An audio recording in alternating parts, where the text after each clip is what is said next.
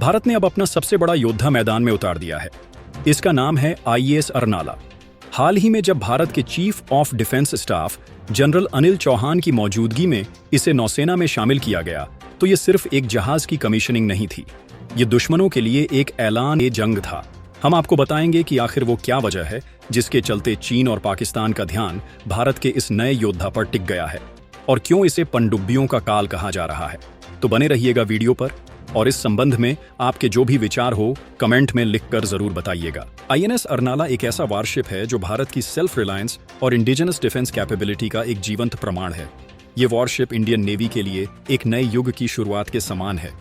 INS Arnala को लगभग 80% स्वदेशी टेक्निक का यूज करके बनाया गया है, जो कि भारत के मेक इन इंडिया और आत्मनिर्भर भारत जैसे कैंपेन्स का प्रत्यक्ष उदाहरण है। इस प्रोजेक्ट में सिर्फ बड़े डिफेंस कॉन्ट्रैक्टर्स ही नहीं, बल्कि छोटी और मध्यम औद्योगिक संस्थाएं भी शामिल हुई हैं, जो भारतीय मैन्युफैक्चरिंग सेक्टर के लिए एक बड़ा बूस्ट माना जा रहा है।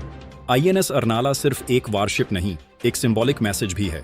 ये दुनिया को दिखाता है कि भारत अपने डिफेंस नीड्स के लिए अब दूसरे देशों पर डिपेंडेंट नहीं रहा। ये एक क्लियर मैसेज है कि इंडिया अब एक डिफेंस एक्सपोर्टर बनने की दिशा में अग्रसर है। डिफेंस मिनिस्टर राजनाथ सिंह ने भी इसके इंडक्शन के दौरान कहा था कि आईएनएस अर्नाला भारत की सेल्फ रिलायंट डिफेंस पॉलिसी का लिविंग प्रूफ है। इस शिप के लॉन्च होने के बाद इंडियन नेवी की एंटी सबमरीन वॉरफेयर कैपेबिलिटी में सिग्निफिकेंट जंप आया है। ये स्पेशली इंपॉर्टेंट है क्योंकि सबमरीन वॉरफेयर अब मॉडर्न नेवीज का एक मेजर कंपोनेंट बन चुका है। चाइना जैसे देश अपनी सबमरीन फ्लीट रैपिडली एक्सपैंड कर रहे हैं और इंडियन ओशन में उनका प्रेजेंस बढ़ता जा रहा है।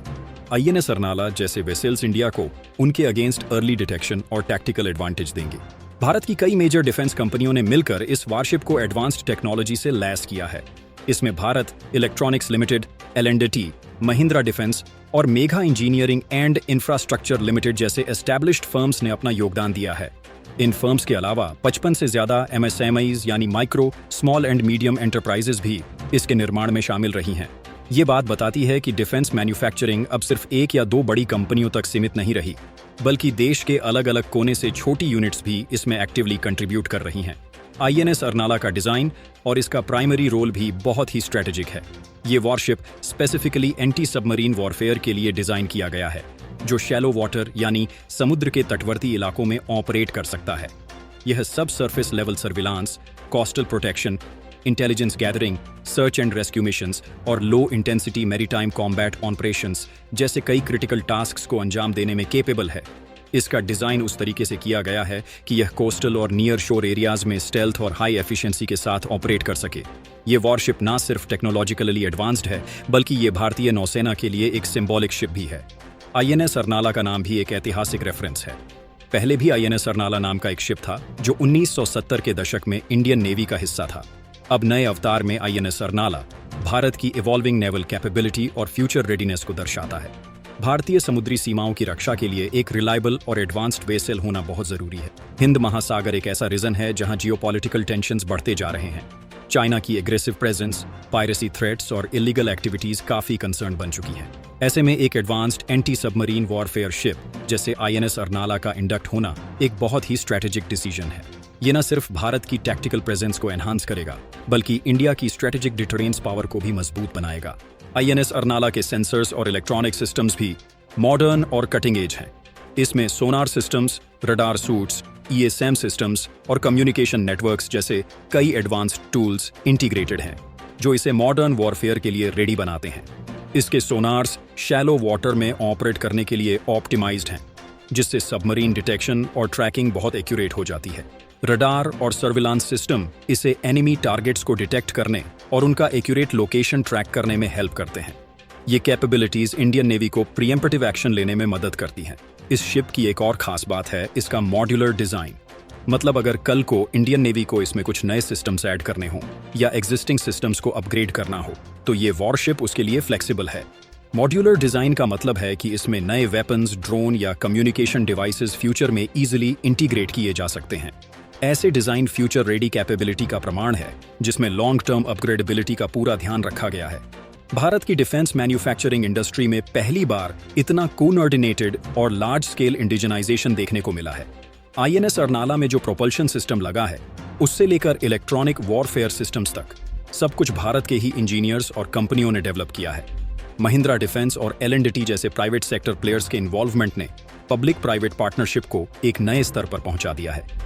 पहले डिफेंस मैन्युफैक्चरिंग में पब्लिक सेक्टर का डोमिनेंट रोल होता था, लेकिन अब प्राइवेट सेक्टर की तकनीक और एफिशिएंसी का भरपूर उपयोग हो रहा है।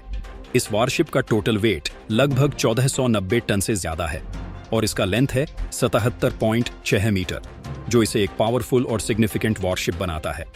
इसके प्रोपल्शन सिस्टम की बात करें तो INS अर्नाला एक डीजल इंजन और वाटर जेट कॉम्बिनेशन सिस्टम से चलता है। ये प्रोपल्शन सेटअप इसे भारतीय नौसेना के सबसे बड़े और एडवांस्ड वॉरशिप्स में से एक बनाता है। डीजल इंजन और वाटर जेट का कॉम्बिनेशन इसे हायर मैन्यूवरबिलिटी और साइलेंट ऑपरेशन देता है, जो एंटी सबमरीन वॉरफेयर के लिए एसेंशियल है।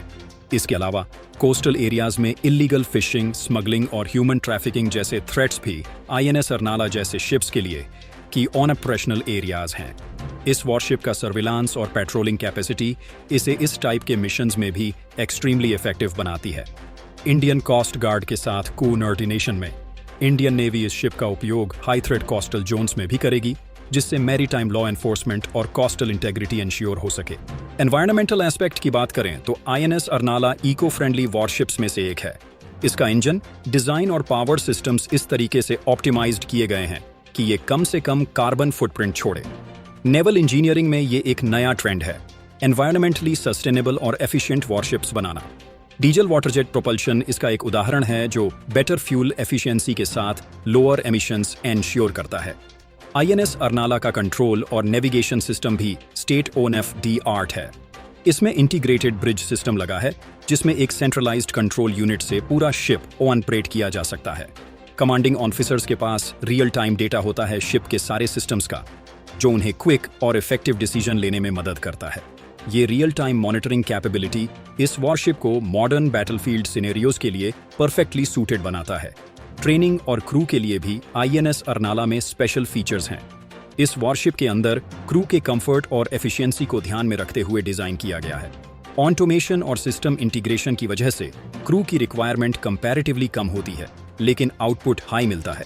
इसका मतलब है कि कम लोगों के साथ भी ये वॉरशिप एफिशिएंटली ऑपरेट कर सकता है, जिससे ऑपरेशनल कॉस्ट भी कम होती है।